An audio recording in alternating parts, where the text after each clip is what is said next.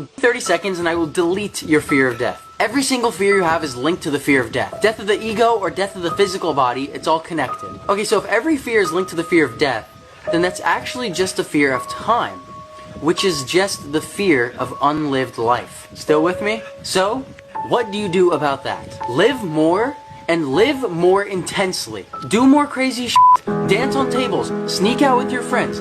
Give every ounce of love that you have. Romanticize everything. Live every moment like it might be your last moment on earth and enjoy every second of it before